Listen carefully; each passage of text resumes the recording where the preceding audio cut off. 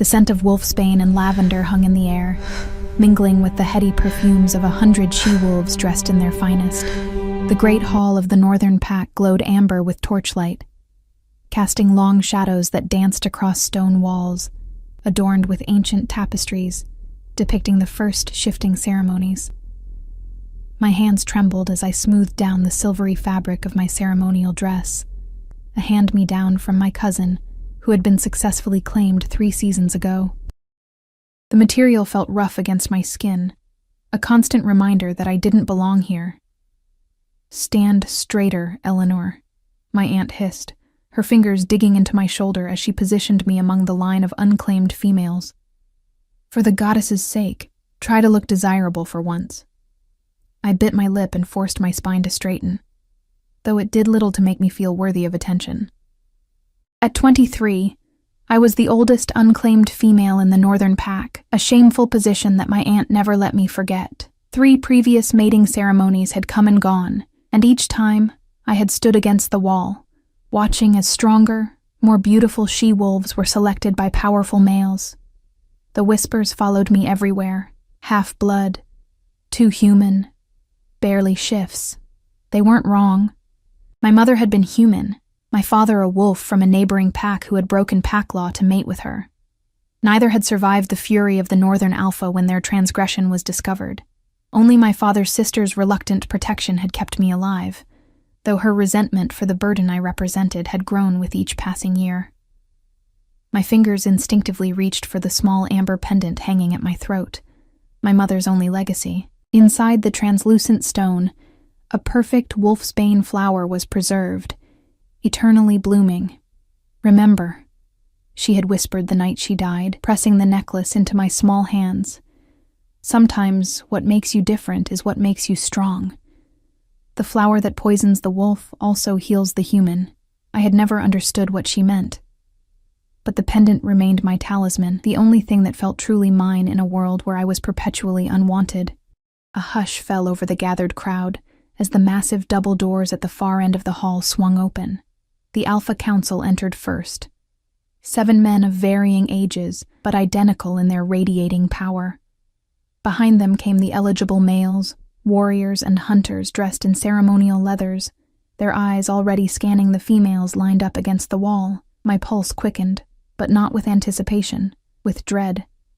"This is your last chance," my aunt whispered, voice sharp with warning. "If you aren't claimed tonight, you'll be relegated to servant status permanently. Is that what you want?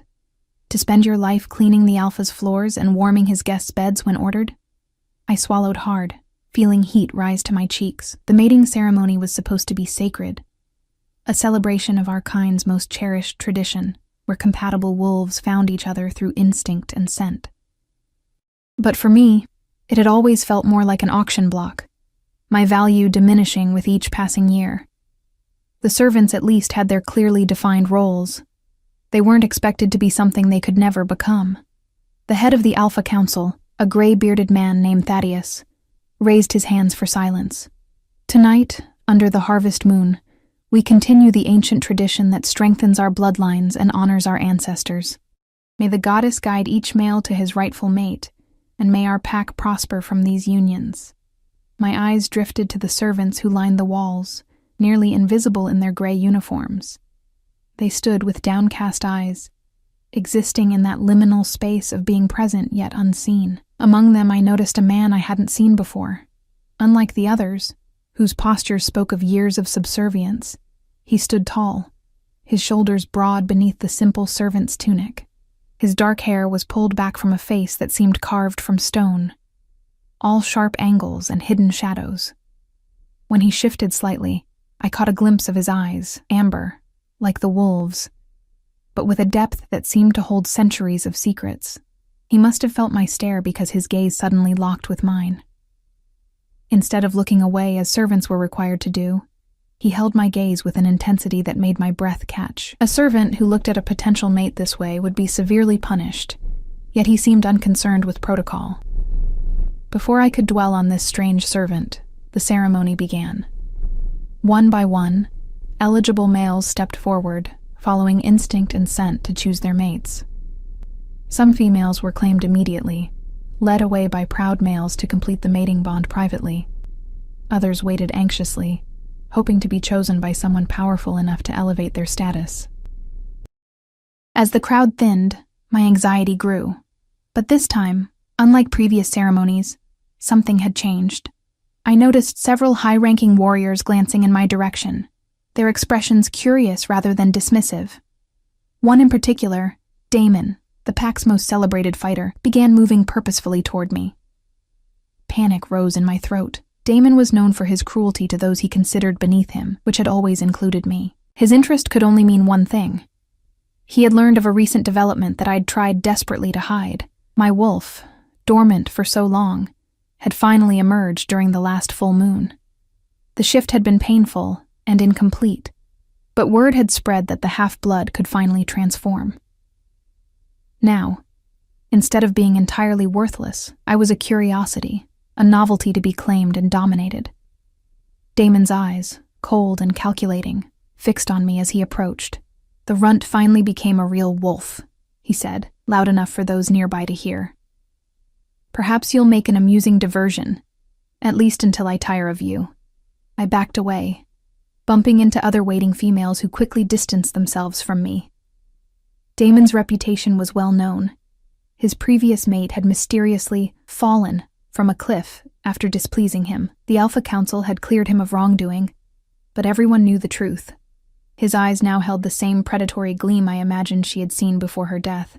My voice failed me as he reached out to grasp my arm. "You should be grateful," he hissed, his fingers digging painfully into my flesh. "No one else would take damaged goods." In that moment, pure instinct took over. My human side might be weak, but it possessed something my wolf side didn't: the ability to recognize true danger and act against hierarchical constraints. Without thinking through the consequences, I wrenched away from Damon's grip and lunged toward the wall of servants. The room fell silent. No female had ever rejected a claiming approach. It simply wasn't done. But I wasn't thinking about pack protocol or the punishment that would surely follow. I was thinking only of escape. I crashed into the tall, dark-haired servant I'd noticed earlier, wrapping my arms around his waist in what must have looked like an embrace, but was really a desperate attempt to steady myself before running for the doors. The servant went rigid, and for a heartbeat, the entire hall seemed frozen in shock. Then the world erupted in chaos. A roar of outrage came from behind me. Damon, his pride wounded, lunging forward. But before he could reach us, an even more terrifying sound filled the hall. A deep, resonant growl that seemed to vibrate through the stone floor. It came from the man I was clutching. Strong arms wrapped around me, not to push me away as I'd expected, but to draw me closer. The servant's scent enveloped me. Forest pine after rainfall, wild honey, and something ancient and primal that made my newly awakened wolf stir within me. It was a scent that spoke of mountains and deep forests, of freedom and power beyond anything I'd ever known. Mine. The word rumbled from his chest, so quiet that only I could hear it, but it sent shivers racing across my skin. Damon skidded to a halt, his face contorting in confusion before recognition dawned. His expression transformed from rage to terror in an instant. Around us, gasps and whispers rippled through the crowd. The man holding me turned slightly, keeping one arm firmly around my waist while facing the assembled pack. Only then did I notice that the Alpha Council had dropped to their knees, heads bowed in deference. The eligible males quickly followed suit, even Damon, though his submission looked pained. "What is happening?" I whispered, trying to pull away, but the man's grip remained firm, almost possessive. Thaddeus, head of the council, looked up with wide eyes. "Your Majesty, we had no word of your arrival. The Northern Pack is honored by your presence." "Your Majesty?" I stared up at the man I'd thought was a servant, truly seeing him for the first time. The simple gray tunic couldn't hide the regal bearing, the air of absolute authority that emanated from him. His amber eyes, when they looked down at me, held centuries of power. "The servant," I stammered. "You're not." His lips curved in a smile that transformed his severe features into something heart-stoppingly beautiful. "No, little wolf, I am not a servant. Thaddeus rose cautiously to his feet. "May I present His Majesty, King Dominic Blackthorn, Alpha of Alphas, ruler of the 7 territories. The Alpha King. The most powerful shifter in existence, and I had just grabbed him like a human child clinging to a security blanket. This female has claimed sanctuary with me," the king announced, his voice carrying to every corner of the hall. "By ancient law, her choice supersedes all other claims." Damon's face flushed with humiliation and rage. "She is nothing. A half-breed who could barely shift until a month ago." The king's expression didn't change, but the temperature in the room seemed to drop several degrees. "Are you questioning my judgment, warrior?" Damon paled, immediately dropping his gaze. "No, Your Majesty." The king's attention returned to me, his eyes searching my face as if trying to solve a puzzle. "What is your name?" "Eleanor," I whispered, then added, "Eleanor Gray." Something flickered in his eyes. Recognition? Impossible. Why would the Alpha King know anything about a half-blood nobody from a minor northern pack? "Eleanor Gray," he repeated, my name sounding like an incantation on his lips. "You have made your choice before these witnesses. Do you understand what that means?" I didn't. I had acted on desperate instinct, not knowledge of some ancient law, but looking into his eyes, I suddenly knew with absolute certainty that whatever fate awaited me with this dangerous, powerful man was preferable to the one Damon had planned for me. "Yes," I lied, chin lifting slightly. "I understand." The king's smile widened, revealing a flash of sharp canines. "Then the mating ceremony is concluded." He turned to Thaddeus. "Prepare quarters for me and my chosen. We will remain until the moon sets." As he led me from the hall, my aunt's face was a mask of shock, and the whispers that followed us were no longer mocking, but filled with awe and envy. The pendant at my throat seemed to warm against my skin, my mother's words echoing in my memory. "Sometimes what makes you different is what makes you strong." I had no idea what I had done or what would happen next. But for the first time in my life, I walked through the Northern Pack's Great Hall, with my head held high, the most powerful wolf in the world at my side, and somewhere deep inside, my wolf howled in triumph. The king's hand rested at the small of my back as he guided me through corridors I'd walked 1,000 times before. Tonight they felt foreign, the same stone walls witnessing a completely different Eleanor than the one who had scrubbed their surfaces and ducked into shadows whenever pack members passed by. Servants and pack members alike flattened themselves against the walls as we passed, heads bowed in deference. Their eyes, though lowered, followed my movement with naked curiosity, and from some, unmistakable hostility. I caught fragments of whispered conversations. Half-blood, Alpha King, impossible, that mirrored the chaos in my own mind. King Dominic Blackthorn seemed oblivious to the stir he was causing, or perhaps he was simply accustomed to it. His focus remained entirely on me, his touch guiding rather than controlling, though the barely restrained power in his movements reminded me of a predator practicing extraordinary patience. "Your heart is racing, little wolf," he murmured, his voice pitched so only I could hear. "Are you afraid of me? Was I?" The question gave me pause. Fear seemed too simple a word for the cocktail of emotions surging through me. Awe, confusion, a strange exhilaration, and yes, a healthy dose of terror. This man could crush me with a single command, yet he had also, inexplicably, saved me from Damon. "I don't know what I am," I answered honestly, "or what happens now." We reached the guest quarters reserved for visiting dignitaries, a part of the pack house I'd only entered to clean. 2 guards immediately stepped aside from a large wooden door, carved with the symbols of all 7 werewolf territories. "Now," the king said, opening the door and ushering me inside. "We talk." The room beyond was spacious but sparsely decorated, clearly prepared in haste for its unexpected royal occupant. A fire crackled in the stone hearth, casting warm light over a sitting area with 2 chairs, a large 4-poster bed dominating the far wall, and a table already laden with food and wine. I hesitated at the threshold, suddenly acutely aware of what mating ceremonies typically concluded with. The king noticed my hesitation. "You're safe here, Eleanor," he said, his tone softer than before. No harm will come to you under my protection. You have my word. I stepped inside, watching as he closed the door behind us. Alone with the Alpha King, I finally had a moment to truly look at him. He had discarded the servant's gray tunic, revealing a simple black shirt beneath that did little to conceal his powerful build. Without the hunched posture he'd affected earlier, he stood at least a head taller than me, his presence filling the room like a physical force. "Why were you disguised as a servant?" I blurted out, the question that had been burning in my mind since the revelation in the Great Hall. A smile tugged at the corner of his mouth. Direct. I like that. He moved to the table, pouring 2 glasses of wine and offering one to me. I've found that people reveal their true nature when they believe they're speaking to someone beneath them. I wanted to observe this pack's mating ceremony without the performance that accompanies my official visits. I accepted the wine, but didn't drink, remembering all too well the warnings about accepting food or drink from powerful wolves. Such offerings often came with strings attached, magical or otherwise.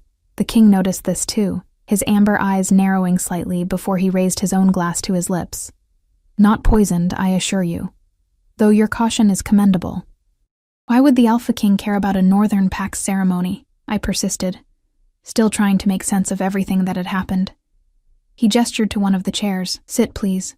This may be a long conversation. I perched on the edge of the seat, back straight, every muscle tense with anticipation. The king took the chair opposite, his posture relaxed, yet still emanating that unmistakable air of authority. I've been touring all 7 territories, he explained, swirling the wine in his glass. There have been concerns about how some pacts are conducting their traditions, reports of females being claimed against their will, of abuse disguised as dominance. His eyes lifted to mine, intense and searching. What I witnessed tonight with the warrior Damon confirmed those reports. My fingers tightened around the stem of my glass. Damon has a reputation. Yes, he does. One that should have resulted in his execution long ago. The king's voice remained conversational, but a dangerous edge had crept in. Tell me, Eleanor Gray, how does a half-blood survive in a pack like this one? The question caught me off guard. I had expected demands, perhaps even punishment for my unconventional behavior at the ceremony. Not this apparent interest in my insignificant existence. I keep my head down, I answered carefully.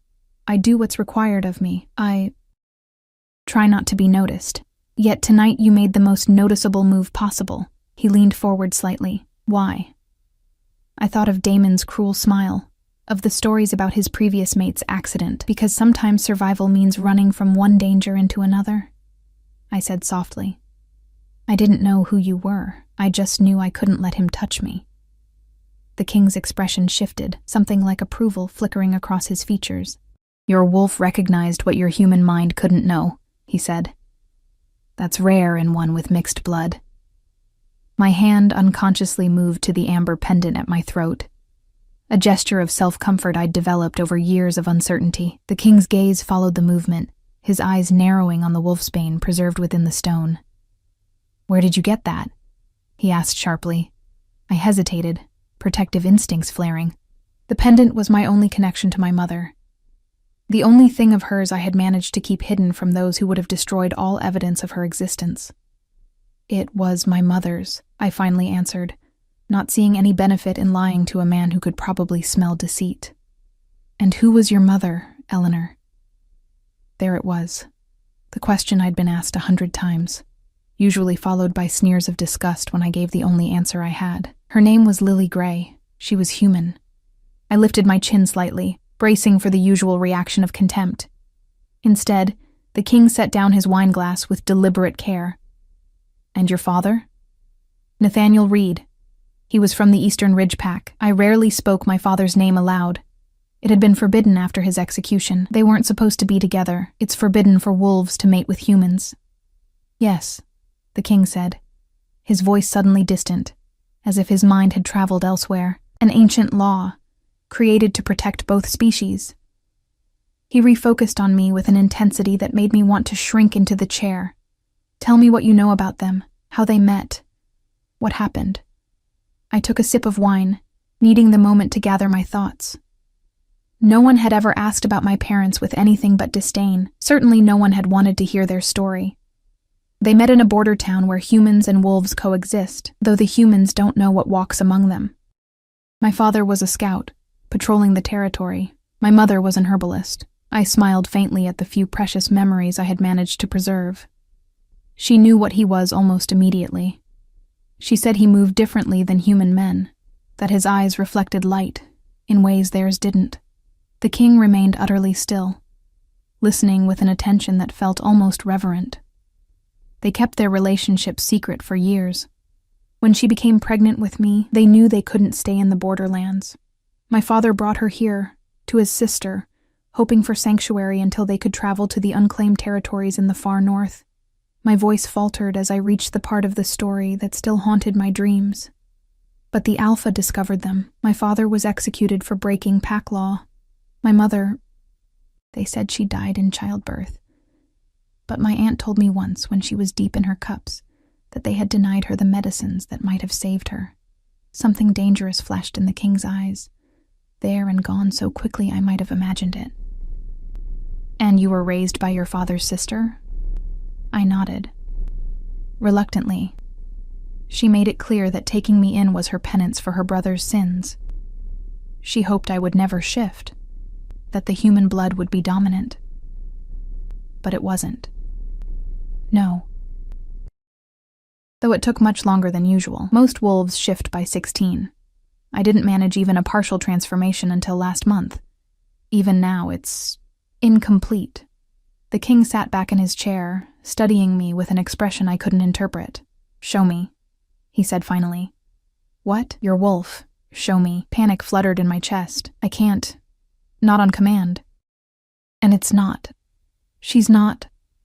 I struggled to explain the shameful reality of my transformation. How unlike the swift, graceful shifts of full-blooded werewolves, my change was painful, awkward, and partial at best. Eleanor, the king said, his voice surprisingly gentle. I won't judge what I see. I just need to understand. Something in his tone, in the earnestness of his request, made me want to try. I set down my wine glass and moved to the center of the room, putting distance between us. The few times I had managed to shift had been under extreme duress, or during the full moon when the pull was strongest. Doing so voluntarily, under the scrutinizing gaze of the most powerful alpha in existence, seemed impossible. I closed my eyes, searching for that wild, feral part of me that had awakened so recently. For most of my life, I had felt only its absence, a hollow space where my wolf should have been. Now I could sense her, a presence curled deep within, half-formed but undeniably real. She's afraid, I whispered, eyes still closed. She doesn't know if she can trust you. Look at me, the king commanded softly. I opened my eyes to find him kneeling before me, his position deliberately non-threatening despite the power that radiated from him. He extended his hand, palm up. Your wolf knows who I am, Eleanor. Let her see me. I reached tentatively for that wild presence within, coaxing rather than commanding. The first ripple of transformation sent pain shooting along my spine. I gasped, stumbling backward, but the king was suddenly there, his hands steady on my shoulders. Don't fight it, he murmured. The pain comes from resistance. Easy for him to say. Full-blooded wolves slipped between forms effortlessly, their bodies designed for the change. Mine felt like it was being torn in two directions, neither fully human nor fully wolf. But there was something in the king's presence, some primal authority that called to my wolf, urging her forward. I felt the familiar burning sensation as my bones began to shift, my skin prickling as fur tried to emerge. But as always, the transformation stalled halfway, leaving me caught in that agonizing middle ground. I dropped to my knees, shame washing over me as I realized what the king was seeing. Not the magnificent wolf that should have emerged, but this broken, halfway thing. My hands had elongated into something between human fingers and wolf paws, my face partially transformed with a hint of muzzle, my eyes burning with the gold of a wolf's gaze, but the rest of me stubbornly human. I'm sorry, I choked out, the words distorted by my partially transformed mouth. This is all I can do. The king knelt before me, and to my shock, he reached out and gently cupped my face in his hands. Eleanor, he said, his voice filled with something that sounded remarkably like wonder. Do you have any idea what you are? Before I could ask what he meant, a commotion erupted in the corridor outside. Raised voices, the sound of running feet. The king was on his feet in an instant, positioning himself between me and the door. I struggled to pull my partial shift back, forcing my wolf to retreat, hating how slowly my body responded. The door burst open without a knock, and Thaddeus rushed in, his face ashen. Your Majesty, forgive the intrusion. There's been an attack at the eastern border. 3 of our warriors are dead. The king's posture changed subtly. The man who had spoken so gently to me moments ago replaced by the ruler of 7 territories. What kind of attack? Rogues, sire. At least a dozen. They breached the boundary stones and left this. Thaddeus held out a blood-stained piece of fabric. The king took it, his expression hardening as he examined the symbol painted on it. The Crimson Dawn, he said flatly. They grow bolder. I had managed to shift back fully to human form, though my limbs still trembled with the aftermath. The Crimson Dawn was spoken of only in whispers, even in our isolated northern pack, a cult of werewolves who rejected pack structure and the authority of the Alpha King, who believed that wolves should rule over humans rather than live in secret alongside them. The king turned to me, his expression unreadable. Rest here. I must attend to this. To Thaddeus, he added, Post guards. No one enters without my express permission. Thaddeus bowed, his eyes flickering to me with poorly disguised confusion, clearly wondering why the king would concern himself with protecting a half-blood. After they left, I moved to the window, looking out at the moon rising over the pine forest that surrounded the pack house. My fingers found the amber pendant again, seeking comfort in its familiar contours. Tonight had upended everything I thought I knew about my place in the world. The king's question echoed in my mind. Do you have any idea what you are? I didn't. I had always been defined by what I was not. Not fully wolf, not fully human, not worthy of a place in either world. For the first time, I wondered if there might be something more to my existence than simply being caught between 2 worlds. Outside, I could hear the pack mobilizing, the sound of running feet, shouted orders, the howls of wolves preparing for battle. A shiver ran down my spine as I realized that whatever fragile safety the king's protection had granted me might be as fleeting as the night itself. I paced the confines of the guest quarters, each minute of the king's absence stretching into hours. The sounds of the pack's mobilization had faded, replaced by an eerie silence broken only by the occasional hurried footsteps passing my door. The guards outside remained steadfast, their presence a reminder that I was as much prisoner as protected. Sleep was impossible. My body still hummed with the aftermath of the partial shift, and my mind raced with questions about everything that had happened. The king had looked at my broken, half-formed wolf, not with disgust, but with something that had seemed like recognition, as if he'd seen something in my deformity that I couldn't perceive myself. Do you have any idea what you are? The question haunted me as I moved restlessly around the room, examining and re-examining the few personal belongings the king had left behind. A leather-bound book written in a script I couldn't decipher, a silver dagger etched with the same 7 territorial symbols as the door, a cloak of surprisingly simple design, despite the obvious quality of its material. Outside the window, the moon had reached its zenith, bathing the forest in silver light. Somewhere in those woods, the king and the pack warriors were hunting rogues, or being hunted themselves. The thought sent a chill through me that had nothing to do with the night air. A soft knock at the door startled me from my thoughts. It wasn't the commanding rap I would expect from the king or his guards. "Who is it?" I called, moving closer to the window in case I needed to flee. The drop was significant, but not impossible for someone with even my limited werewolf abilities. "It's Mira," came the whispered reply. "Please, Eleanor, I need to speak with you." Mira, the pack healer's apprentice, and perhaps the closest thing I had to a friend, though our interactions had always been cautious, limited by her position and my lack of one. Still, she had slipped me healing salves when my aunt's discipline had been particularly harsh, had shared her bread with me when others would have let me go hungry. I glanced toward the door, hesitating.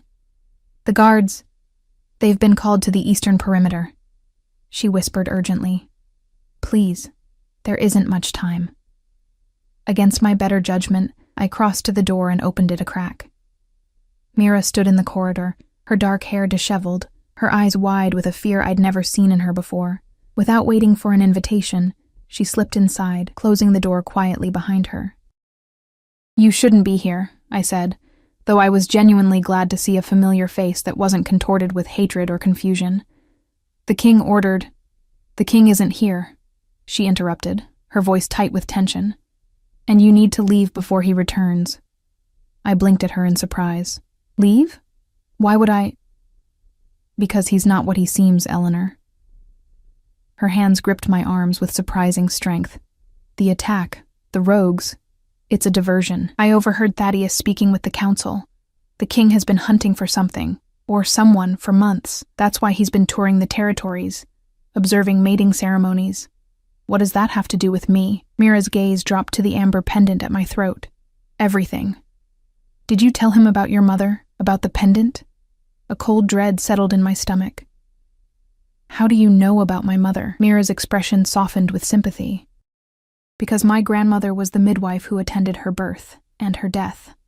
She touched the pendant gently. This isn't just any wolfsbane preserved in amber, Eleanor. It's from the sacred grove, the birthplace of the first werewolves. Only the royal bloodline can handle such things without harm. My head swam with confusion. That's impossible. My mother was human. Was she? Mira challenged softly. Or was that just what you were told? What everyone was told? The room seemed to tilt beneath my feet. I moved to the bed, sitting heavily on its edge as the implications of Mira's words sank in. If what you're saying is true, then my mother was a descendant of the original royal line. Yes, Mira knelt before me, her expression urgent. The Crimson Dawn has been hunting the lost royal bloodline for generations, seeking to eliminate any potential threat to their eventual rule. The king has been hunting them too, but for different reasons. I shook my head, struggling to absorb these revelations. If my mother was from the royal line, why was she living as a human?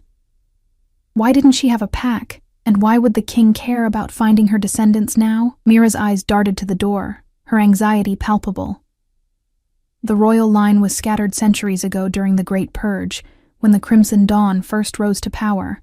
Some fled to human settlements, hiding their true nature even from their children. As for why the king searches now, she hesitated, lowering her voice even further. The king has no heir, Eleanor. No mate. The royal bloodline is nearly extinct, and without it, the magic that binds the 7 territories will fade. When that happens, the Crimson Dawn will strike in force. I touched the amber pendant, seeing it with new eyes, not just a keepsake from my mother, but a symbol of a heritage I'd never known existed. Why are you telling me this? Why help me? Because I swore an oath to your mother as she died. Mira's eyes glistened with unshed tears. My grandmother made me promise to watch over you, to protect you until the time was right. She knew this day would come. What day? What are you talking about? The day you would have to choose between claiming your birthright and running from it. She stood abruptly, moving to the window. The king will use you, Eleanor. He needs your bloodline to strengthen his reign, to produce heirs that can maintain the territorial magic. You'll be nothing more than a vessel for the continuation of his power. The harsh assessment struck me like a physical blow, of course. Why else would the Alpha King show interest in a half-blood nobody? Not because he saw something special in me, but because he needed what ran in my veins. I began, but Mira cut me off with a raised hand, her head tilted as if listening. They're returning, she whispered. You need to decide now. I can help you escape through the old tunnels beneath the pack house. We can be miles away by dawn. The offer was tempting. I had dreamed of escape for as long as I could remember. Freedom from the contempt and abuse that had defined my existence in the northern pack. But something held me back, a nagging doubt about Mira's story and her sudden appearance. How did you know I was with the king? I asked slowly. How did you know what had happened at the ceremony? A flicker of something, annoyance, impatience, crossed Mira's features before her expression smoothed into concern once more. The entire pack knows, Eleanor. It's all anyone can talk about. The half-blood who dared to claim sanctuary with the Alpha King. That made sense, but something still felt wrong. The king's words echoed in my memory. Your wolf recognized what your human mind couldn't know. I had acted on instinct when I'd grabbed him at the ceremony, driven by fear of Damon but guided by something deeper. That same instinct now whispered caution. I need a moment, I said, moving toward the small adjoining bathroom, to gather my things. Mira nodded, though tension radiated from her slender frame. Hurry, we don't have much time. In the bathroom, I closed the door and leaned against it, my thoughts in turmoil. If Mira was right, the king saw me only as a convenient solution to his dynastic problems. But if she was wrong, or lying, then leaving with her could be stepping from one danger into another far worse. My gaze fell on a small window high in the wall, barely large enough for a person to squeeze through. Outside, the moon cast long shadows across the grounds. Decision time. I reached for my pendant, seeking clarity in its familiar weight. As my fingers closed around the amber, a warmth spread through my palm, traveling up my arm and settling in my chest, near my heart. With it came a certainty I couldn't explain. Mira was not telling me the whole truth. Taking a deep breath, I opened the bathroom door. Mira stood by the window, her back to me, whispering something into a small black stone that glowed faintly red in her palm. She startled when I emerged, quickly concealing the stone. Ready? She asked, her smile not quite reaching her eyes. Almost, I replied, moving to retrieve my discarded shawl from the chair near the door. I never finished the sentence. In one fluid motion, I yanked the door open and bolted into the corridor, shouting for the guards I knew wouldn't be there if Mira had been telling the truth. Silence answered my call. There's no one to help you, Eleanor, Mira said from the doorway, her voice transformed, colder, harder than I'd ever heard it. You're making this more difficult than it needs to be. I backed away, heart pounding. Who are you, really? Her lips curved in a smile devoid of warmth. I told you, I'm Mira. No. I shook my head. The real Mira would know that my mother died long before I was born. She couldn't have made any deathbed promises about me. For a moment, shock registered on her face before it smoothed into a mask of calculation. Clever little half-breed, she said, all pretense of friendship gone. I suppose there's no harm in telling you now. I am Mira, but I serve the Crimson Dawn, not your precious king. As she spoke, her features began to shift, not into a wolf, but into someone else entirely, the bone structure changing, the eye color darkening from hazel to deep brown. A skinwalker, rare and feared even among werewolves for their ability to take on the appearance of specific individuals. The real Mira is already dead, she continued conversationally, advancing slowly. Along with the guards who were supposed to be protecting you, the king's forces are engaged with our decoys miles from here, leaving you completely unprotected. I continued backing away, mind racing for a solution. The corridor stretched behind me, leading deeper into the pack house. If I could reach the main hall, perhaps someone would hear my cries for help. Why does the Crimson Dawn want me? I asked, trying to buy time. If what you said about my bloodline is true. Oh, that part was true, she interrupted. Your mother was indeed of the royal line, hidden away for her protection. The Crimson Dawn has spent centuries hunting down every last descendant, ensuring none could challenge our eventual rule. Her smile widened. You're the last, Eleanor, the final loose end. That explained the contempt I'd faced my entire life. Not just because I was supposedly half-human, but because someone had known the truth about my heritage and had worked to ensure I remained ignorant and powerless. Had my aunt known? Had the entire pack been complicit in keeping me downtrodden and afraid? You won't kill me, I said with more confidence than I felt. If you wanted me dead, you would have done it already. Smart girl. We don't want you dead, at least not immediately. The skinwalker's eyes gleamed with cruel amusement. Your blood has other uses first. The ritual requires a living sacrifice. I broke into a run then, no longer caring about appearances or dignity. Pure survival instinct propelled me down the corridor, my bare feet silent on the stone floors. Behind me, I heard the skinwalker laugh, the sound of a predator confident in the inevitable capture of its prey. I rounded a corner and collided hard with a solid wall of muscle. Strong hands steadied me, and I found myself looking up into the amber eyes of the king. Relief flooded through me, quickly followed by wariness as I remembered Mira's, or rather, the skinwalker's, warnings about his intentions. Eleanor? The king's gaze moved past me, narrowing dangerously. What's happening? Before I could answer, the skinwalker appeared around the corner. Her expression flickered from predatory confidence to shock to calculation in the space of a heartbeat. "Your Majesty," she exclaimed, dropping into a deferential curtsy. "Thank the goddess I found you. The half-blood was trying to escape. I caught her sneaking from your quarters." The king's hands remained on my shoulders, neither restraining nor releasing. His eyes moved between me and the skinwalker, his expression unreadable. "Is that so?" he asked, his voice deceptively mild. I lifted my chin, meeting his gaze directly. "She's lying. She's a skinwalker, working for the Crimson Dawn. She killed your guards and the real Mira. The attack at the border was a diversion to get to me." The skinwalker laughed, the sound brittle. "Absurd! Your Majesty, the girl is clearly disturbed. She's been spinning wild tales, claiming royal heritage of all things." She reached for my arm. "Let me take her to the healer. She needs—" The king moved so quickly I barely saw it. One moment standing beside me, the next with his hand around the skinwalker's throat, lifting her until her feet dangled above the floor.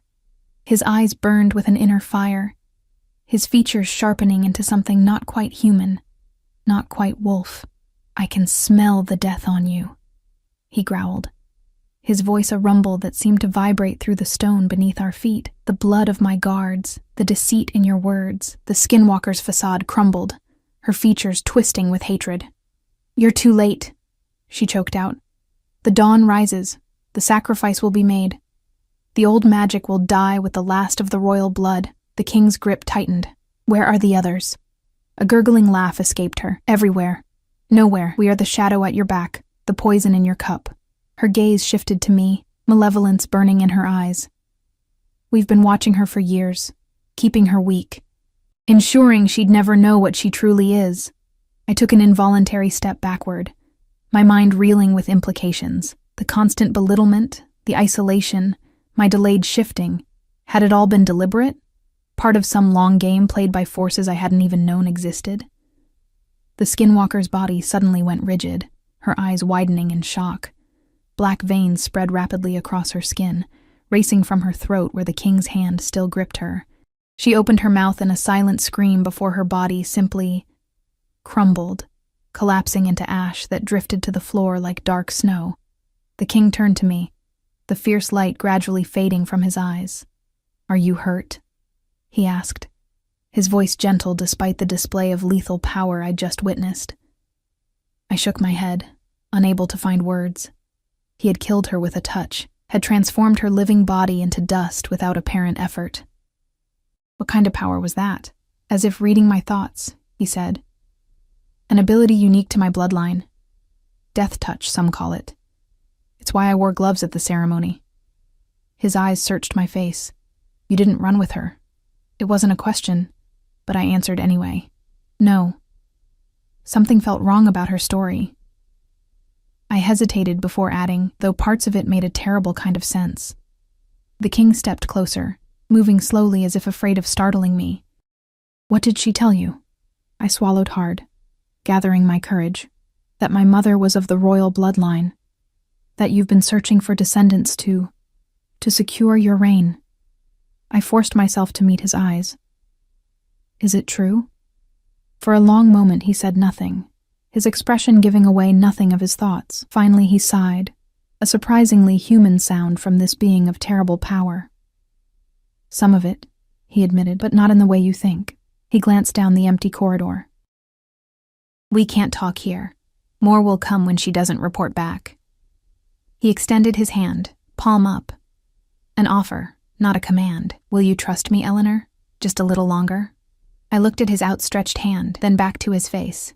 Despite everything, the skinwalker's warnings, the violence I'd just witnessed, the secrets still clearly being kept from me, something in me wanted to trust him.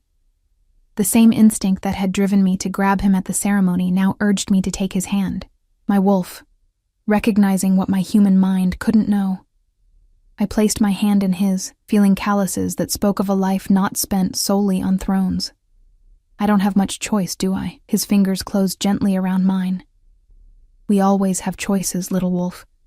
Even when none of them seem good, a ghost of a smile touched his lips. Though sometimes the right choice feels like stepping off a cliff and hoping you can fly. As he led me through the darkened corridors of the pack house, away from the main halls and toward what I realized must be a secret exit, I couldn't shake the feeling that I had indeed stepped off a cliff. Whether I would fly or fall remained to be seen. We moved silently through the forest, the king leading me along paths invisible to any eyes but his. The moon had begun its descent, casting longer shadows through the pines. Neither of us had spoken since leaving the pack house through a narrow tunnel concealed behind a storage room. The night air felt cleansing after the suffocating atmosphere of secrets and lies. Each breath filled my lungs with the scent of pine needles, damp earth, and the coming dawn. Despite the danger that surely pursued us, I felt strangely alive, more present in my body than I had ever been.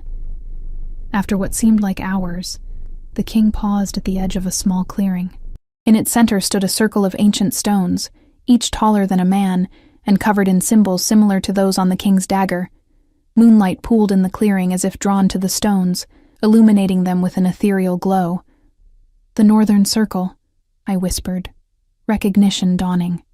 I had heard stories of these sacred sites scattered throughout the territories, places where the veil between worlds grew thin, where the first werewolves had allegedly made their pact with the moon goddess. "You know of it?" The king glanced back at me, one eyebrow raised in surprise. "Only from stories. The pack, we weren't allowed to come here. In truth, I had stumbled upon this clearing once as a child, drawn by some inexplicable pull. My aunt had found me sitting among the stones and had dragged me away, her fingers bruising my arm, her voice harsh with fear rather than anger. I had never understood her reaction until now. The king nodded as if my answer confirmed something he had suspected. "The circle recognizes its own," he said cryptically, then stepped between two of the massive stones. I hesitated at the threshold, a shiver running along my spine that had nothing to do with the cool night air. "What are we doing here?" "Seeking answers and sanctuary." He turned, extending his hand to me once more. "The Crimson Dawn cannot enter a true circle. We'll be safe here, at least until dawn." I placed my hand in his, wondering if I would ever stop feeling that little jolt of connection when our skin touched. As I stepped between the stones, a curious sensation washed over me, like walking through a curtain of warm water that left no dampness behind. The air inside the circle felt different, somehow cleaner and more vibrant, as if each breath contained more life than those taken outside. The king led me to the center where a flat stone formed a natural altar. He released my hand to remove his cloak, spreading it on the ground beside the stone. "Rest," he said, gesturing to the makeshift bed. "You're safe here." I sank down onto the cloak, suddenly aware of how exhausted I was. The events of the day, the mating ceremony, the revelations about my heritage, the skinwalker's attack, had drained me completely. Yet questions still burned in my mind, demanding answers before I could even think of sleep. "You promised me the truth," I reminded him quietly. The king settled beside me, his back against the altar stone. In the moonlight, his features seemed both harder and more vulnerable than they had in the artificial light of the pack house. "I did," he agreed, "though I'm not certain you're ready to hear it." "I'm tired of others deciding what I'm ready for," I said, an edge creeping into my voice. My entire life has been shaped by secrets others kept from me. I deserve to know the truth about what I am. He studied me for a long moment, then nodded once. "You're right." His gaze drifted to the stars visible above the circle. What do you know about the founding of the 7 werewolf territories? The abrupt change of subject caught me off guard. Only what everyone knows. The first werewolves made a pact with the moon goddess. She granted them power in exchange for their promise to protect the balance between human and wolf, never fully belonging to either world but safeguarding both. And the royal line? I shrugged. Descendants of the first alpha, blessed with greater powers to rule and unite the packs. The king's lips curved in a faint smile. A simplified version, but essentially correct. He shifted to face me directly. What the stories don't tell is that there were 2 royal lines, not one. Twin brothers who made different pacts with the goddess. My hand moved unconsciously to my pendant. 2 lines. The line of power, from which I descend, was granted dominion over death, the ability to kill with a touch, to command absolute obedience from other wolves, to rule through strength. His eyes caught the moonlight, gleaming with an inner fire. The line of life, from which you descend, received different gifts: healing, immunity to wolfsbane, and other poisons, lethal to our kind, and the ability to bear children who could shift at will between fully human and fully wolf. I stared at him, struggling to absorb this revelation. But I can barely shift at all. And I'm certainly not immune to, aren't you? He interrupted gently. That pendant you wear contains enough wolfsbane to kill a full-blooded werewolf within minutes of skin contact, yet you've worn it against your heart your entire life. I looked down at the amber pendant, seeing it with new eyes. That doesn't mean... Your partial shifting isn't a failure, Eleanor. It's a sign of your heritage. The royal line of life could appear completely human when they chose, or completely wolf. They weren't trapped between forms like the rest of us. The king leaned forward, his expression earnest. You haven't been failing to shift fully. You've been unconsciously controlling your shift, limiting it because some part of you knew that revealing your true nature would put you in danger. Hope and disbelief warred within me. Could it be true? Could the thing I had seen as my greatest weakness actually be a sign of a power I had never understood? If what you're saying is true, I said slowly, why didn't my mother tell my father? Why live as a human at all? Because the line of life was hunted nearly to extinction centuries ago. The king replied, his voice hardening. Not by humans, as our histories claim, but by my ancestors, the line of power. The admission hung in the air between us, heavy with the weight of ancient betrayal. I drew back slightly, suddenly acutely aware of what he was. The king noticed my withdrawal, but made no move to close the distance. The twin lines were meant to rule together, bringing balance, life and death, mercy and justice, creation and destruction. But power, once tasted, is difficult to relinquish. My ancestors feared the abilities of the lifeline, particularly their immunity to the death touch. They could not be controlled through fear as other wolves could. So they were slaughtered, I whispered, horror dawning, by your family. He nodded, no attempt to soften the terrible truth. The survivors scattered, hiding among humans, passing as mortal to avoid detection. Over generations, many forgot their true nature entirely, the shifting ability becoming dormant from disuse. Until me. The pieces were falling into place now. My delayed shifting, the strange reaction when I had touched the king at the ceremony, the Crimson Dawn's determination to find me. Until you, he agreed. The last known descendant of the line of life. And that's why you were searching for me? To what? Finish what your ancestors started? The king's expression darkened. No. To undo their great sin. He rose in a fluid motion, pacing the confines of the circle. The separation of the royal lines has weakened both. Each generation, the death touch grows more unpredictable, more difficult to control. Each generation, fewer children are born to the ruling line. The territories fracture as the magic binding them fades. He stopped, turning to face me with an intensity that made my breath catch. The Crimson Dawn knows this. They've been waiting, watching the royal power diminish, planning for the moment when the territories would be vulnerable to their twisted vision of wolf supremacy. And what is your vision? I challenged, rising to my feet to meet his gaze more evenly. Why search for the last of a line your ancestors tried to destroy? Because only by reuniting the twin bloodlines can the full power of both be restored, he said simply. Balance returned. The pact with the goddess honored once more.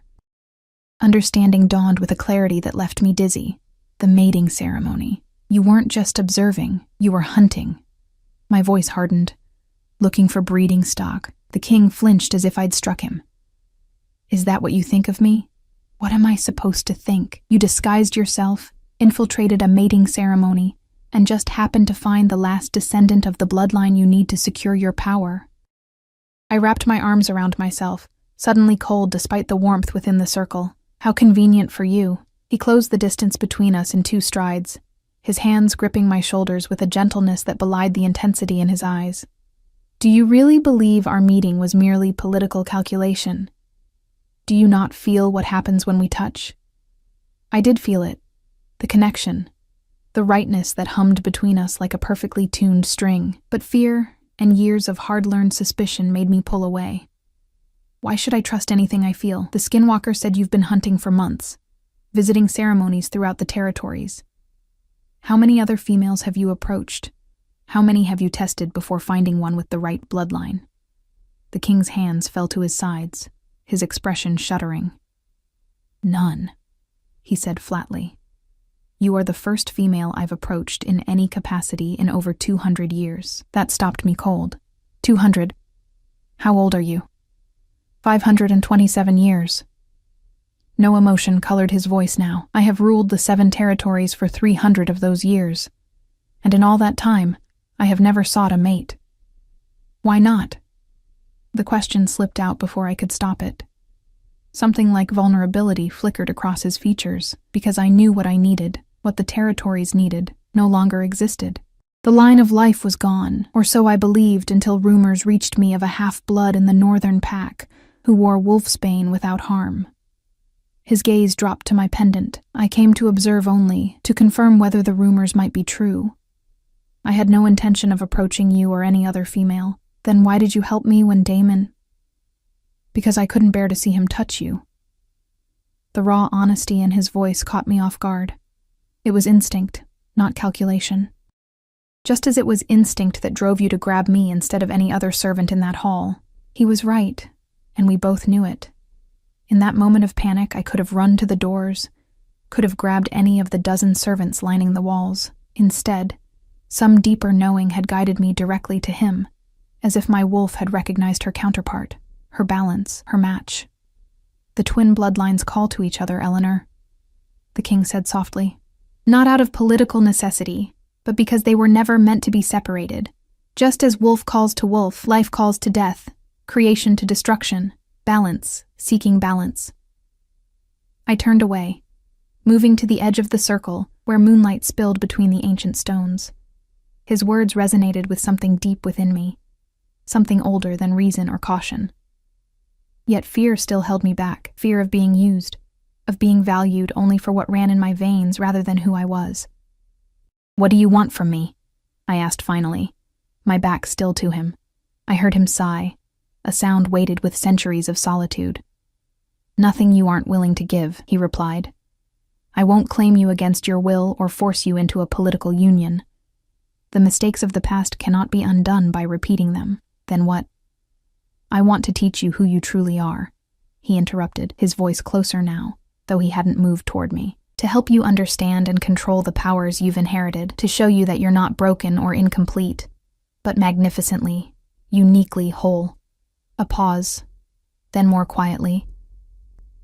And then, when you know yourself fully, when you can choose from a place of strength rather than fear, I want you to decide if what exists between us is worth exploring. I turned slowly to face him, startled to find unshed tears glistening in his eyes. This powerful being, this alpha of alphas who had lived for centuries and ruled 7 territories with absolute authority, stood before me with his heart exposed, asking, not demanding, hoping, not taking. And if I choose to walk away, I asked, needing to know that the choice was truly mine. Then I will ensure your safety from the Crimson Dawn and any others who might wish you harm, and I will respect your decision. The sorrow in his smile spoke volumes. I have waited 5 centuries, Eleanor Gray. I can wait longer if necessary. Before I could respond, a howl shattered the night's quiet, closer than comfort would allow, raw with bloodlust and hunger. Others joined it, a chorus of voices that seemed to surround the clearing. "They've found us," the king said, his posture shifting instantly from vulnerability to lethal readiness. "The Crimson Dawn." I moved closer to him, fear gripping me as dark shapes appeared between the trees beyond the circle. "You said they couldn't enter here." "They can't. But they can wait us out." His eyes scanned the tree line, counting. "At least 24, more than I anticipated. What do we do?" The king turned to me, decision hardening his features. "I'll draw them away from the circle. Once they're gone, you run east until you reach the river. Follow it north to the borderlands. There's a cabin there." "No," I interrupted, a strange calm settling over me. "I won't run anymore." He frowned. "Eleanor, this isn't the time for... My whole life I've been running or hiding," I said, meeting his gaze steadily. Keeping my head down, trying not to be noticed. And where has it gotten me? Nowhere. The Crimson Dawn still found me. They've been watching me, keeping me weak, all this time. I straightened, something shifting within me. Not my wolf rising, but something older, deeper.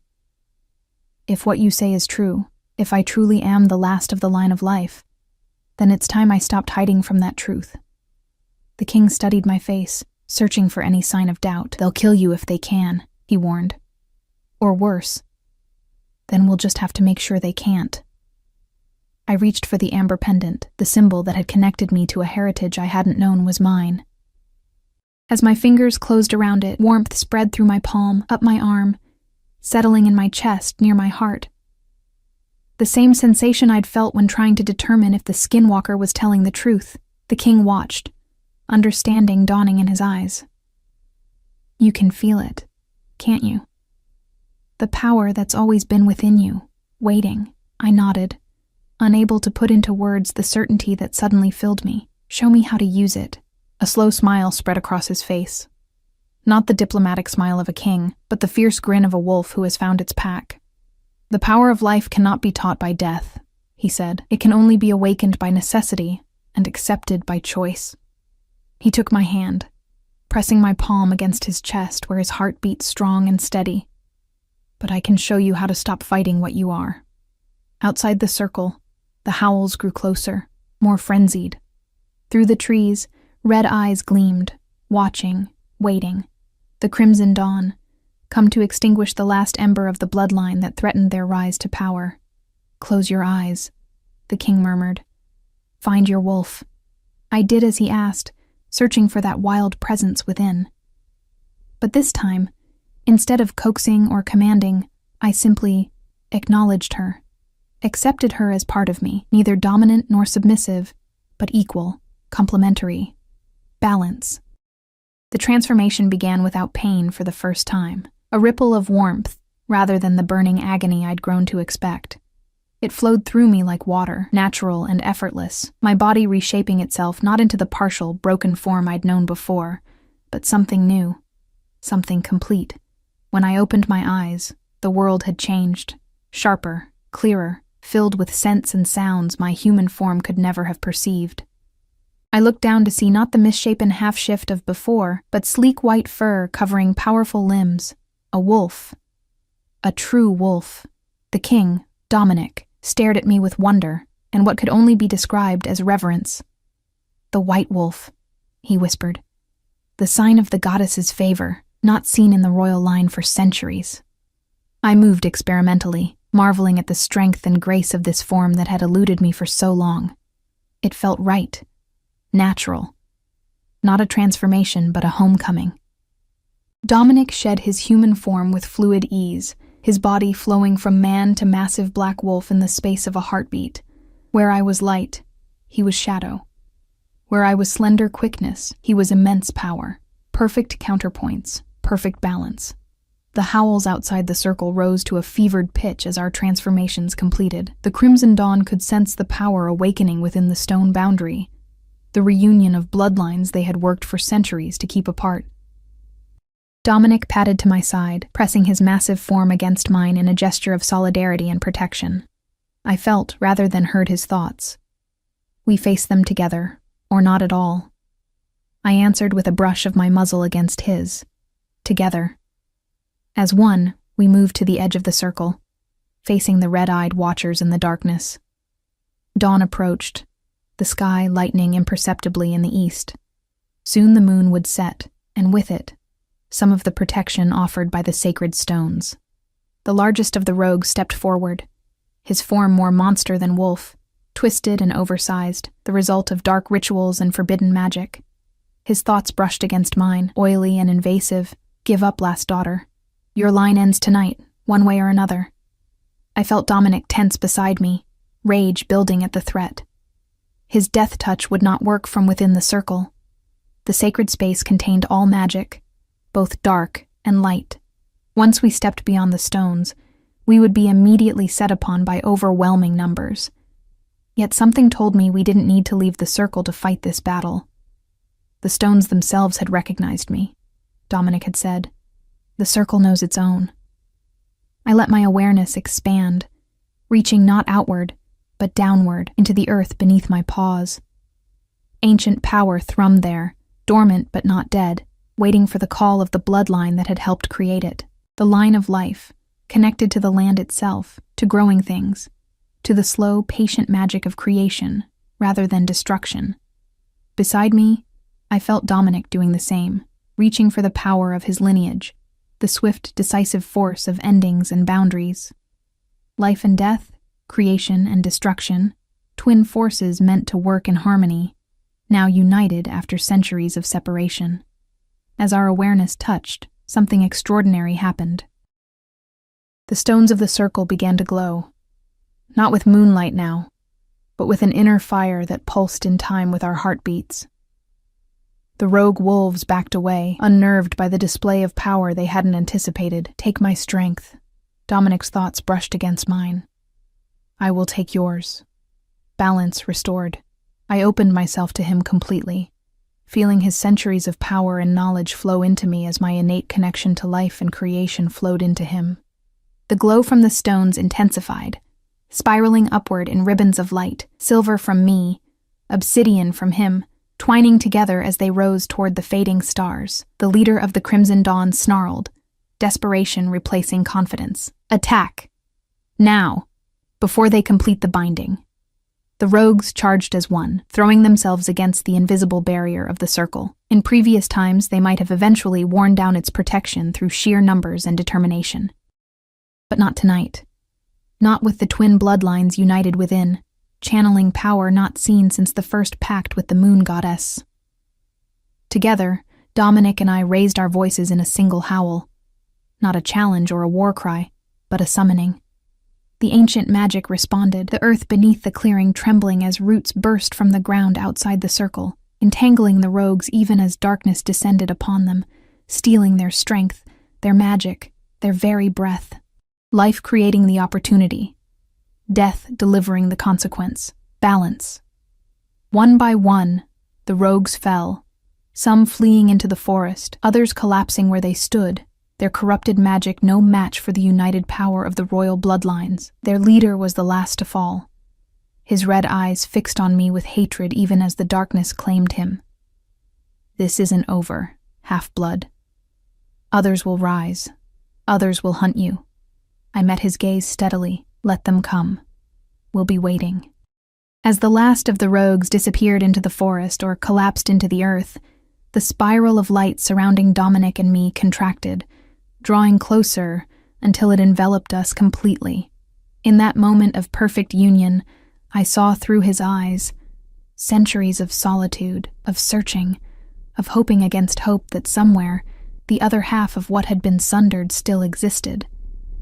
And he saw through mine years of rejection and isolation, of believing myself broken and incomplete, of clinging to a pendant and a half-remembered promise. Sometimes what makes you different is what makes you strong. When the light faded, we stood in human form once more, hands clasped between us.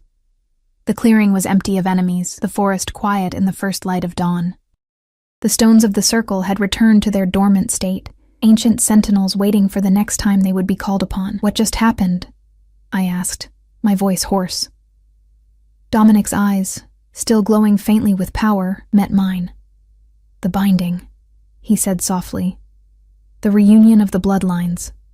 What was meant to happen centuries ago, before ambition and fear drove our ancestors apart." I looked down at our joined hands, noticing for the first time a faint silvery mark encircling my wrist like a bracelet of light.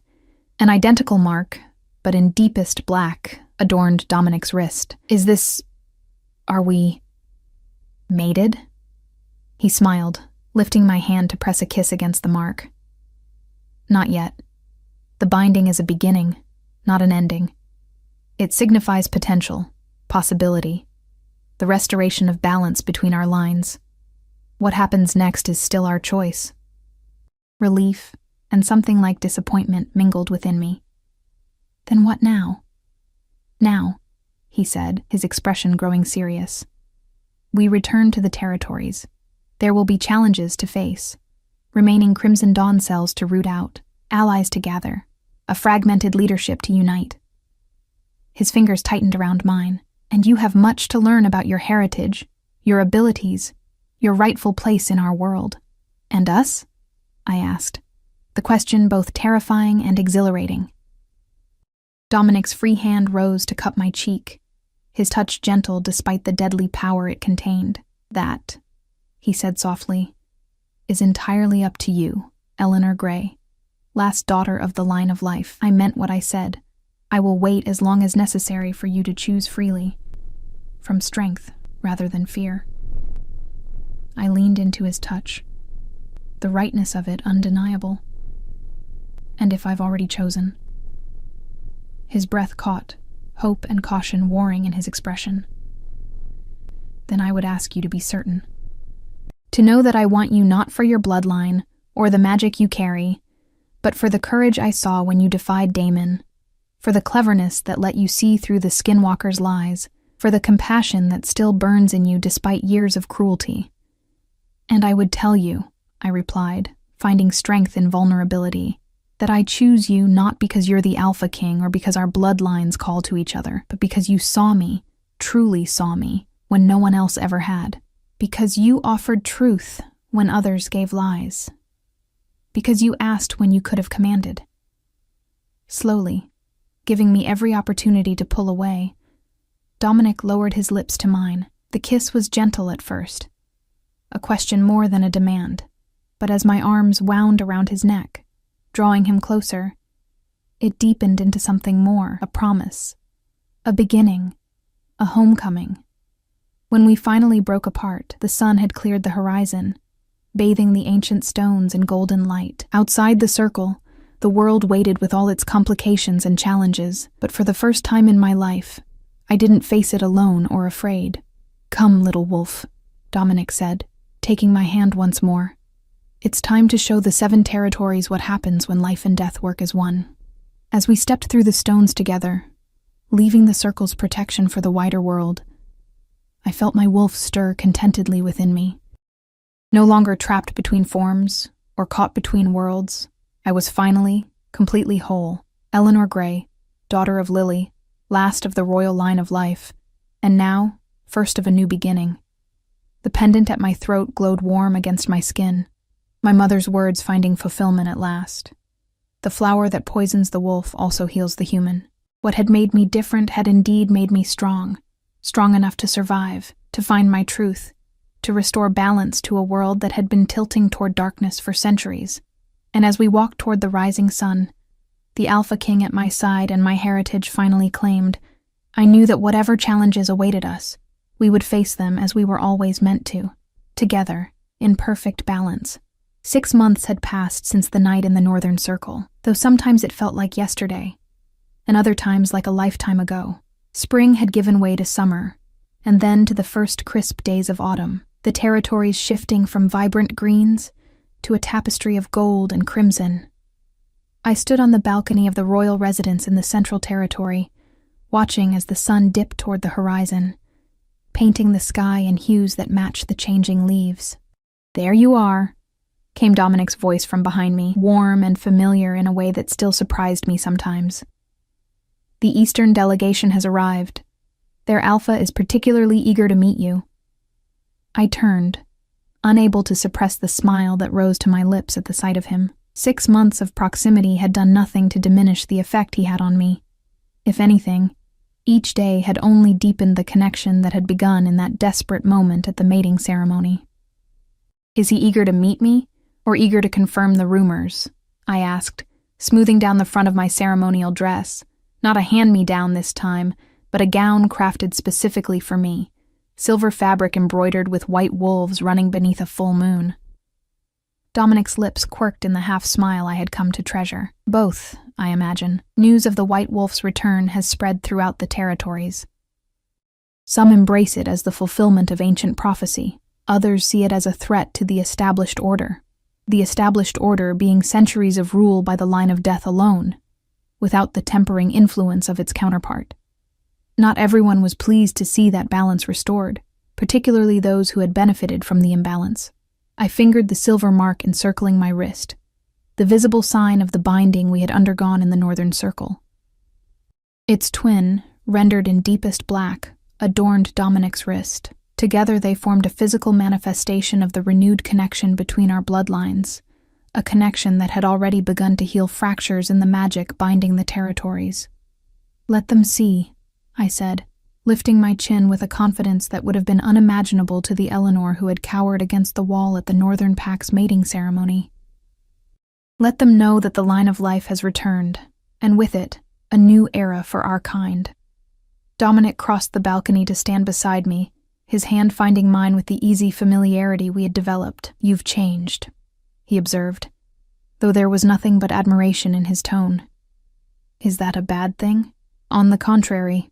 His amber eyes, still capable of stealing my breath, studied my face with open affection. "It's like watching a flower unfurl toward the sun after years in shadow. You become more yourself with each passing day." It was true.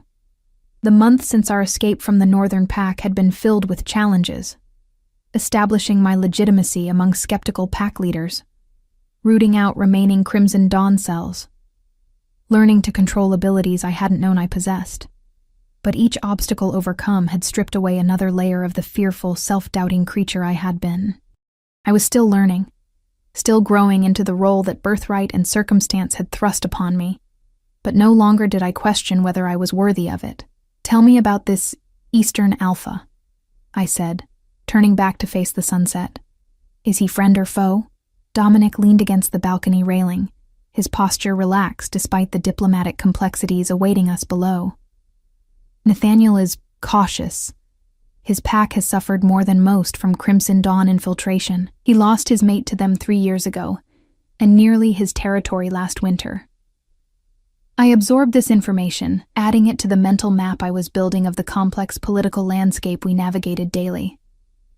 Then he should be receptive to our efforts to unite the territories against the remaining Dawn cells. One would think. Dominic's expression turned thoughtful. But grief can make men unpredictable.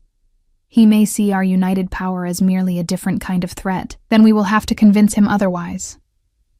I straightened my shoulders, mentally preparing for the diplomatic dance ahead. 6 months ago, the prospect of facing a pack alpha would have terrified me. Now, it was simply another duty, another opportunity to build the future we envisioned. As we turned to leave the balcony, a flash of movement in the garden below caught my eye. A small figure darted between hedgerows, followed by the slightly larger form of a young guard. I smiled, recognizing Lily, the orphaned cub we had rescued from a Crimson Dawn stronghold 3 months earlier. "Your shadow has escaped her lessons again," I noted, nodding toward the garden where Lily was now climbing an ancient oak tree with impressive agility, her young guard looking up with a mixture of exasperation and amusement. Dominic followed my gaze, his expression softening. "She reminds me of someone else who refuses to be confined by expectations." I laughed, the sound still sometimes surprising me with its freedom. Perhaps, though I was never that bold at her age. "No," he agreed, his hand finding the small of my back as we moved toward the door. But you had the same fire in you. It just needed the right conditions to burn. The comparison warmed me. Lily had become something of a project for me. A young half-blood like myself, orphaned by violence, marked as different by a heritage she hadn't chosen. In her, I saw both my past and a possible future. One where children like us weren't hidden away or made to feel ashamed of their dual nature. "I'll speak with her after the reception," I said, making a mental note to set aside time for the cub, despite the busy schedule ahead. "She needs to understand that climbing trees is perfectly acceptable, but diplomatic functions are non-negotiable. The terrible burden of royal responsibility," Dominic said with mock solemnity. "Perhaps I should have warned you about that part before the binding. Would it have changed my decision?" I asked, already knowing the answer. His expression grew serious, the playfulness fading into something deeper. "Would it have?" I reached up to touch his face, still marveling that I was allowed, encouraged even, to do so, not for a moment. The truth was, I had chosen this life, chosen him, long before I fully understood what either entailed. That night in the Northern Circle had merely formalized what my wolf had recognized from the first moment. That together, we formed something greater than either of us could be alone. Of course, recognition and reality were different things. The weeks following our dramatic stand against the Crimson Dawn had been tumultuous. Dominic had kept his word, insisting that despite the binding, I needed time to learn who I truly was before making any irrevocable decisions about us. He had installed me in my own quarters in the royal residence, provided tutors to teach me territory history and politics, and arranged for the surviving elders of the line of life to emerge from hiding to guide my awakening abilities. It had been a time of discovery, learning to shift at will between human and wolf forms, developing my innate gift for healing, understanding the deeper magics that connected our kind to the land itself. And throughout it all, Dominic had been there, patient, supportive, never pushing but always present. 3 months to the day after the Northern Circle, I had gone to his chambers in the dead of night. No words had been necessary. He had opened the door as if he'd been waiting, as if he'd known I was coming. Perhaps he had.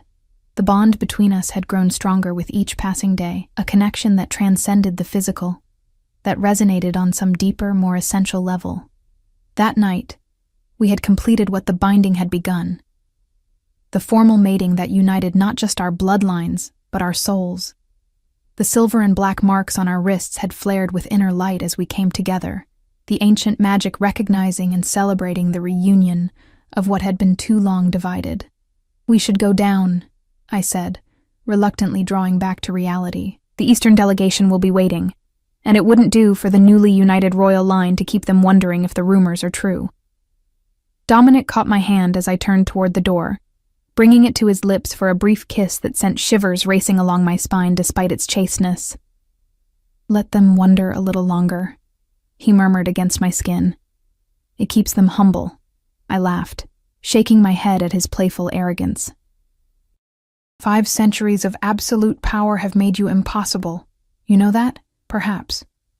His eyes gleamed with mischief and something warmer, more intimate. "But now I have you to keep me in check. Balance in all things, remember? Balance. The word that had come to define our union, our purpose, our shared vision for the future of the 7 territories. Life and death, creation and destruction, mercy and justice, complementary forces working in harmony rather than opposition." As we made our way through the royal residence toward the grand reception hall, I felt the weight of eyes following us. Some curious, some wary, some openly hostile. Not everyone welcomed the changes our union had begun. The Crimson Dawn had been driven underground but not eliminated entirely, and even among those who rejected their extremist views, change was often met with resistance. I had learned to walk with my head high despite the whispers, to wear the mantle of my heritage with pride rather than shame. The half-blood girl who had pressed herself against walls hoping to become invisible was gone, replaced by a woman who understood that visibility, that standing as a living embodiment of what was possible when bloodlines united, rather than divided, was perhaps her greatest power. The grand reception hall fell silent as we entered. hundreds of eyes turning to watch our progress toward the dais where the formal greetings would take place. I spotted the Eastern delegation immediately, a group of about 20 wolves standing slightly apart from the others, their formal attire marked with the emblem of their territory, a rising sun over mountain peaks. At their center stood a man who could only be Alpha Nathaniel, tall and broad-shouldered like most of his kind, but with a solemnity etched into his features that spoke of the losses Dominic had mentioned.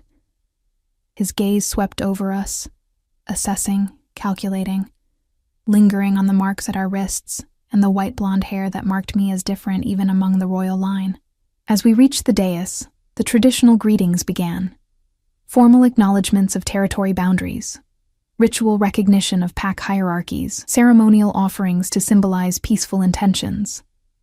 I performed my part with a grace that had been hard-won through months of practice, though I still occasionally caught flashes of surprise from those who had expected the rumored half-blood to stumble through the complex protocols.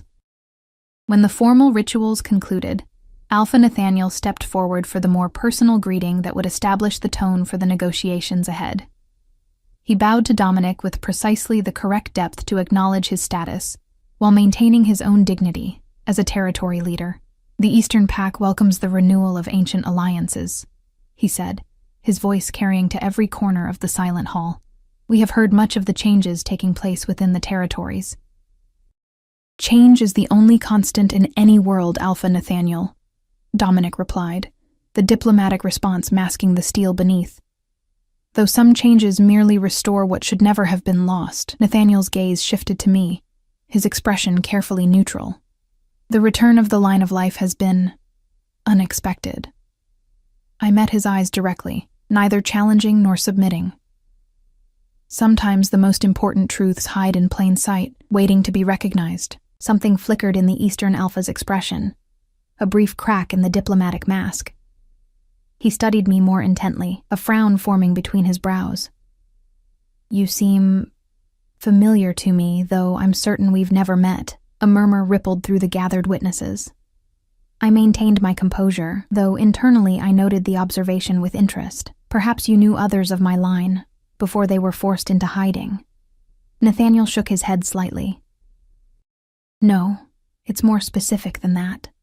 His gaze moved from my face to the pendant at my throat, my mother's legacy, the wolfsbane preserved in amber that I still wore despite having access to the finest jewels in 7 territories. His eyes widened, recognition dawning like a physical blow. "That pendant," he said, his voice dropping to a near whisper.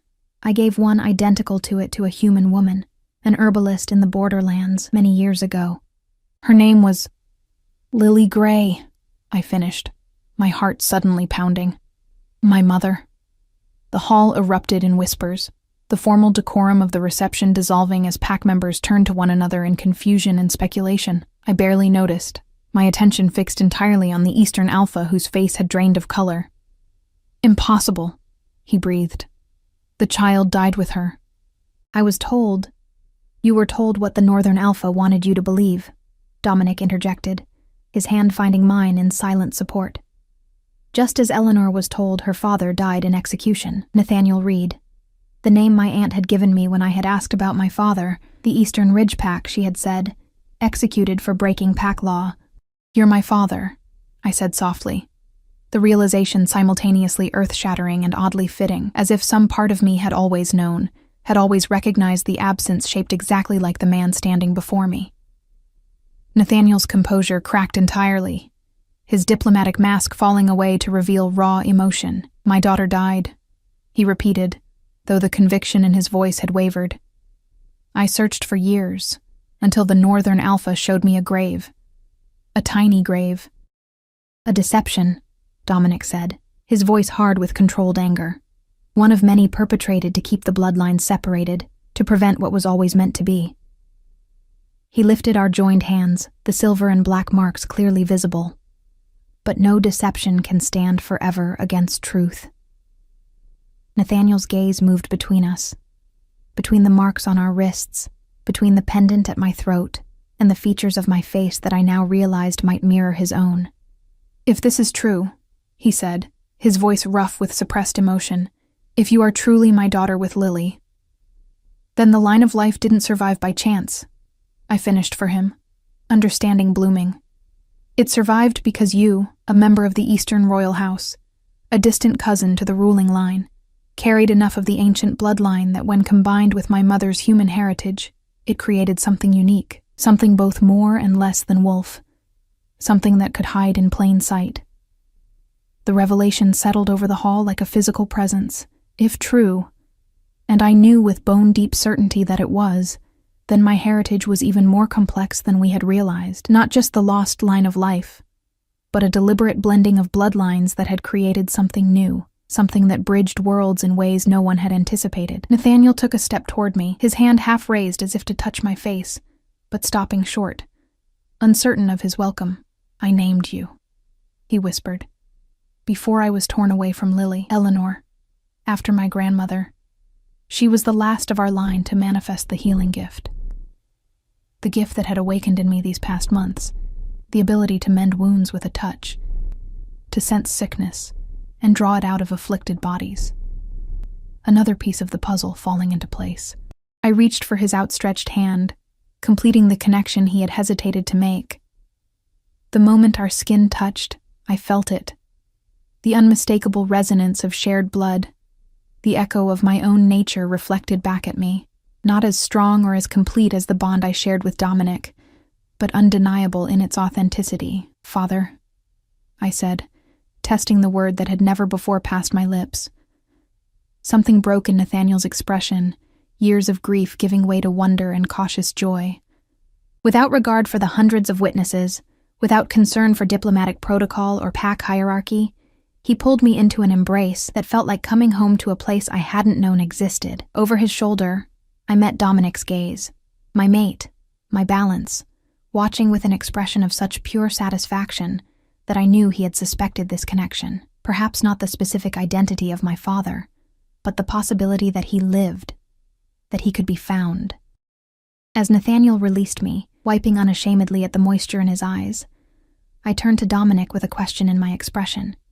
He nodded slightly, confirming my suspicion. "You knew my father might be alive," I said later, when we had retreated to a private chamber to allow Nathaniel and me a chance to speak away from the curious eyes of the reception. "You suspected he was among the Territory Alphas." Dominic leaned against the doorframe, watching as Nathaniel examined the amber pendant more closely, his expression still cycling between disbelief and joy. "I suspected," he admitted. The timing of his rise to leadership in the Eastern Territory, the reports of his years-long search for a human woman and child, his resistance to Crimson Dawn ideology when many other alphas were tempted by it, it all suggested a personal stake beyond political conviction. Nathaniel looked up from the pendant, his eyes finding Dominic's. "You could have told me," he said, though there was more wonder than accusation in his tone. "When you first suspected who she was." "I could have," Dominic acknowledged. "But some truths need to be discovered rather than told, and some reunions deserve to happen in their own time, in their own way." I understood his reasoning, even as part of me wished I had known sooner. These past months had been filled with so much change, so many revelations about my heritage and abilities. Perhaps adding the discovery of a father I had believed dead would have been too much, too soon. "What happens now?" I asked, looking between the two men who, in very different ways, had shaped my destiny. Nathaniel straightened, some of the alpha reasserting itself after the emotional shock. "Now we forge a new alliance," he said firmly. "The Eastern Territory stands with the royal pair. My pack, my resources, my warriors, all dedicated to your vision of united territories, of balance restored." It was a significant commitment, one that would shift the political landscape considerably. With the Eastern Territory openly allied with us, others would follow, either from conviction or from pragmatic recognition of where power now flowed. "And personally," I pressed, not willing to let the diplomatic answer stand alone. My father's expression softened. "Personally, I would like to know my daughter, to make up for 23 years of absence, if you'll permit it. I would like that," I said simply, feeling a piece of myself that had always been hollow begin to fill. Later that night, After Nathaniel had returned to the Eastern delegation's quarters with promises to speak more in the days ahead, Dominic and I stood once again on the balcony, watching as stars appeared one by one in the darkening sky. A father, I mused, still turning the reality over in my mind like a newly discovered gem, a royal bloodline more complex than we realized, the daughter of an Eastern alpha and a human woman who may have been more than she seemed. I shook my head, overwhelmed by the implications. Who am I becoming, Dominic? He turned to me, taking both my hands in his. You're becoming who you were always meant to be, Eleanor. Not half of anything, but wholly yourself. A bridge between worlds, between bloodlines, between the past and the future we're creating together. I looked down at our joined hands, at the silver and black marks that symbolized our union. When I grabbed you at that mating ceremony, I was just trying to escape Damon. I never imagined that you were claiming your destiny. His smile held all the warmth of the setting sun. Sometimes the most important choices are made by instinct rather than calculation. Your wolf knew what your human mind couldn't comprehend, and now? Now we continue what we've begun. He drew me closer, his arms encircling my waist. We hunt down the remaining Crimson Dawn cells. We strengthen the alliances between territories. We restore the balance that was lost centuries ago. His voice dropped, becoming more intimate. And perhaps, when the time is right, we consider the next generation of the United Royal Line. The thought sent a shiver of both anticipation and trepidation through me. A child with our combined heritage would be something unprecedented. A perfect balance of life and death, of creation and destruction, of human flexibility and wolf power. Not yet, I said, though not in rejection of the idea. There's still too much to do, too much to learn. Of course. Dominic pressed a kiss to my forehead. We have time, Eleanor. For the first time in centuries, the future stretches before us with possibility rather than inevitable decline. As if in response to his words, a howl rose from the forest beyond the royal grounds, a lone wolf calling to the rising moon. Another joined it, then another, the voices blending in harmony rather than competition. From the garden below came an answering howl, higher and less practiced. Lily, the orphaned cub, joining the chorus from her human form. I closed my eyes, feeling the pull of my own wolf, the desire to add my voice to the others. No longer did I fear the change. No longer did I dread the partial, painful transformation that had marked me as broken and incomplete. Now I understood that I had never been broken, merely different, uniquely balanced between worlds in ways that others couldn't comprehend. Go on, Dominic murmured, releasing me with a knowing smile. I'll join you shortly. Without hesitation, I stepped back and let my wolf emerge. The transformation smooth and painless now, flowing like water finding its natural course. In moments, a white wolf stood where Eleanor Gray had been, powerful and whole, neither human nor beast, but a perfect synthesis of both. I leapt from the balcony, a feat impossible in human form, but effortless in this one, landing gracefully in the garden below. Lily's delighted gasp reached my sensitive ears as she recognized me, her small hands reaching out to touch my fur with wonder. Soon, Dominic joined us, his massive black wolf form materializing beside mine in a fluid transformation that still took my breath away. Together, we led Lily to the forest edge, where other wolves waited, royal guards, visiting pack members, servants who had shed their human responsibilities with their human forms. Under the light of the rising moon, we ran as a pack, as wolves had done since the first shifting. But unlike the packs of old, divided by territory and bloodline and rigid hierarchy, ours moved in harmony, diverse yet united, each individual valued for their unique contributions to the whole. As we raced through the moonlit forest, my white fur a beacon beside Dominic's midnight black, I felt a sense of completion I had never known in all my years of hiding and shame. This was what I had been born for. Not to be half of anything, but to be the bridge between worlds, the living embodiment of balance restored. The amber pendant still hung at my throat, even in wolf form, a reminder of where I had come from and how far I had traveled. My mother's words, spoken as she pressed it into my small hand so many years ago, had proven prophetic. Sometimes what makes you different is what makes you strong. The flower that poisons the wolf also heals the human. The half-blood who belonged nowhere now belonged everywhere. The servant girl who had hugged a king in desperation had become a queen in her own right. Not through accident or calculation, but through the simple courage to embrace her true nature. As the pack howled in unison, our voices rising to touch the stars, I added my own distinct call. Not in mourning for what was lost, but in celebration of what had been found. Balance, purpose,